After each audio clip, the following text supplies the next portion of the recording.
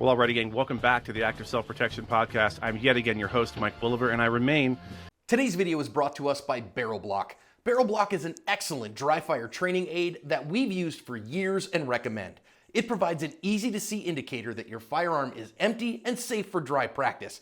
It comes in all service calibers and can be installed and removed in seconds without disassembling your gun. It's an inexpensive, easy way to give more margin for safety, so go pick one up today. Your favorite former Fed with us today, new friend of mine. His name is Ben. He hails from Long Island, New York, or as the locals say, Long Island. He is married with 2 kids, and I'll leave it to you if you want to tell the folks where you work and what you do there. That's up to you.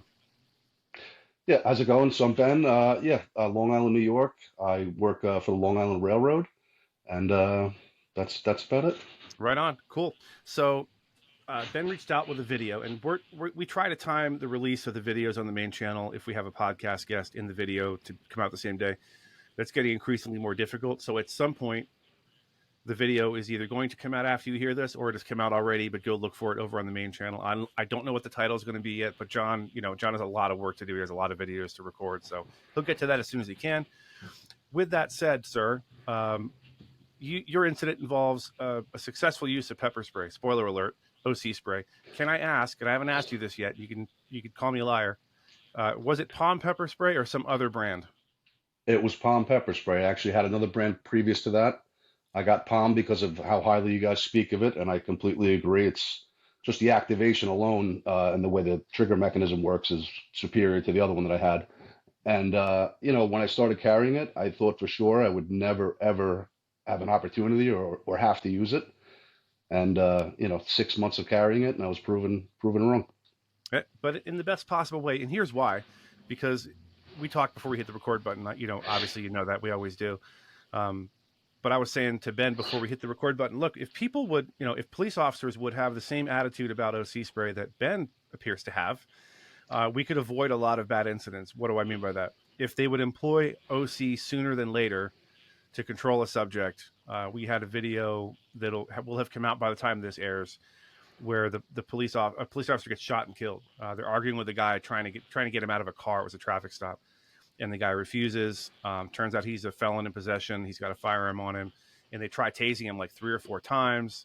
And we made the point in the video, hey, the taser actually prevents someone from doing, while it's activated, prevents someone from doing what you're actively telling them to do. So if I tell you, show me your hands, and I hit a taser, right? Hit the trigger, you're now frozen for 8 seconds. You couldn't comply with me if you wanted to.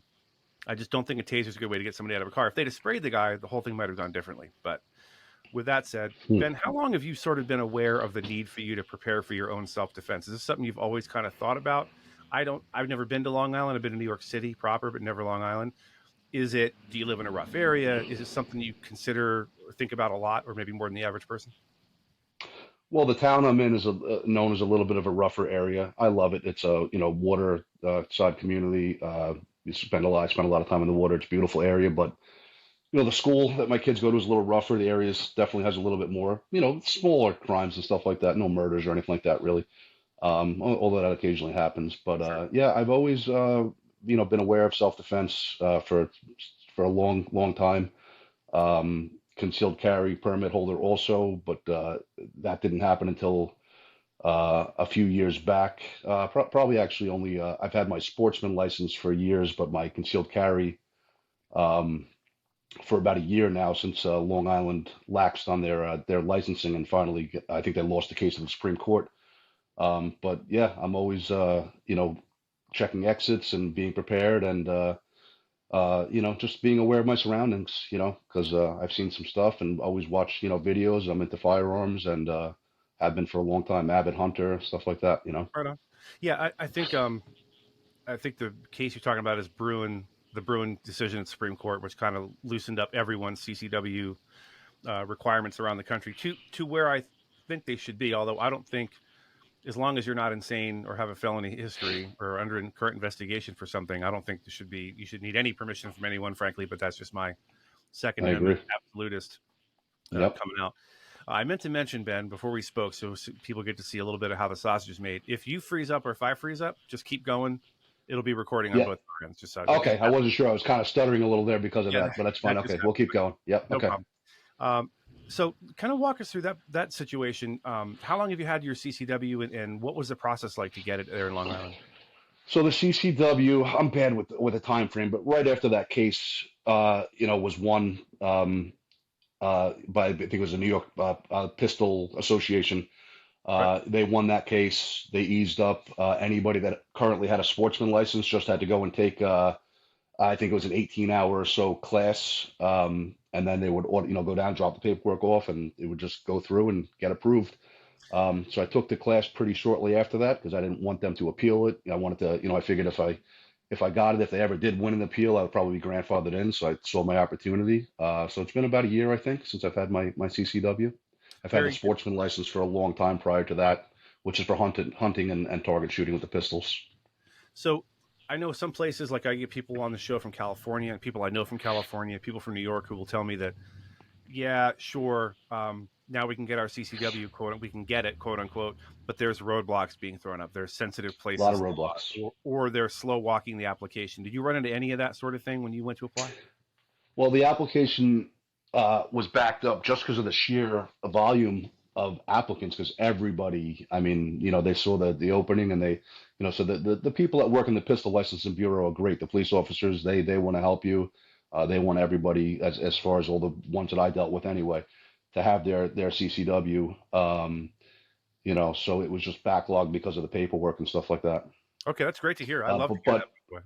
But as far as, New York State, they came out with all kinds of I don't even think they're laws, just basically maybe ordinances, where they have, like you said, they have, sensitive areas, which is a lot of areas where you're not supposed to carry, even with the CCW, which is ridiculous. Right. I've made this comparison before. Do you remember the Chris Rock special from, I think it was in the 90s, where he talks about when he was a kid, you could go, your little boy, you go run around the block and go play. And, you would come home when the lights, the street light came on. And then it Hmm. became, okay, well, you can only go from this block to this block. And now you can only go from this house to this house. And eventually you're just standing on one square of sidewalk directly in front of your house, spinning around in a circle. That's kind of the Right. way I compare those sensitive places laws. They just, in fact, I think in New York, if I'm not mistaken, you may know about this. I don't know. They had a thing where they wanted to say, okay, so if a business wants to allow a CCW holder into their business, the business has to put up a sign saying that guns are welcome or something to that effect. Have you heard about this? They call it the vampire law. I don't want to misspeak. I know, something like that. I thought it was the other way around that they, if you do see a sign that they don't allow firearms, that's up to the business owner. Right. Um, Yeah, but that was apparently a thing that they either tried to do or did, and it got rescinded or whatever. They called it the vampire law because yeah, vampires can't come into your house unless you invite them in. It was the silliest thing, so I'm glad to hear that's not a thing that's being. insane. Yeah, yeah, And yeah, listen, yep. I don't want to just be a complainer all the time about politicians and law enforcement agencies blocking people's right. I love to hear a success story when they're all in and they want to enable people rather than try to keep them from being able to defend themselves. So today's story involves a situation I think a lot of us have been in to varying degrees. If you live anywhere near a big city at all, you've gone to the 7-Eleven or the Circle K or the corner market, and there's been some insane, angry person making a lot of noise, and you just do your best to avoid it. Today's story kind of involves something like that. In fact, the police were there when you got there, if I recall correctly from your email. So kind of walk us through Correct. what time of day was it? What were you doing? What were you there for? What did you see when you walked up? And kind of walk us through what happened. So it was about 5 p.m., I believe, a little bit after. Pulled up to the local convenience store, just needed to get a couple small things for dinner. And pulled up, and there was 4 or 5 police cars, a bunch of officers, and this, spray, as you called him, Yep. arguing with the police. He had no shirt. His face was covered in blood on both sides. The cops are basically saying, can we help you? Do you need a shirt? What's going on? Right. And he just was, screaming at them, mind your own effing business, go about your business. And, so I started recording it, not to record the police or anything like that. I'm not like that at all. Just to send to my friends and basically, hey, look what's going on down the road. Sure. And, that after that, he just started walking away down to the other end of the strip mall that it's on. So he was in front of the door to the convenience store at that time. So I said, all right, I'm not going to walk in and get in the middle of this right now. Sure. So he walked away, and I turned the phone off and went inside. You want to continue on from there with Yeah, everything, absolutely. or? Yeah, keep going. Yeah. Okay. So, I go inside. I go, go grab my stuff. I come around. I know the lady that's working at the store there for a long time. She's been working there, I think, almost 30 years. Oh wow. So I said, what's going on out here? And he said that, he came into the store dripping blood. He actually dripped blood on the countertop, was screaming at her, called her by the wrong name. Hey, I know you, and you owe me $150 for Ah, this, whatever. And she's wonderful. like, that's not my name. I don't know. And she ran away. They called the police. He ended up going out of the store, and that's when I pulled up when he was talking to the police. And I said, well, listen, what he tried to rob you. You need to go tell the police that. Do they know that? Because they're not trying to, arrest him or anything like that. Hmm. And she said, I don't want to get involved. My husband was just sick, blah, blah, blah, blah. So I said, all right, I understand. I'm not going to force you to go and tell them that. So at that time, I see the police officers pull away. They leave. Um, and the lady in front of me had finished checking out. I go to start checking out, and I see another employee of the store run past the front of the store, like sprinting. And I'm like, oh, what's going on here? So I take a peek out, and I tell the lady there, your employee okay? She just, ran past the front of the store. She said, oh, Hmm. what, she's looking to.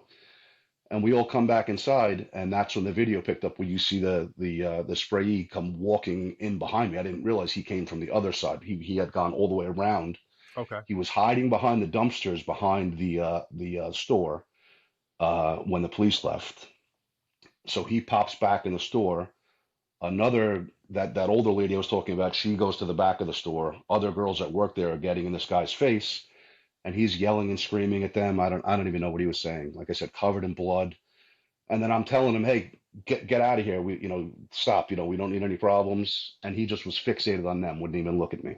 Let me stop And you then right there for 1 second. yep. So, what's the impression? Had you seen this guy before, and what is your impression of him? Does he seem just like a person with a mental condition, or does he seem like a crook, like a gangbanger or something? Or kind of characterize him for the listeners.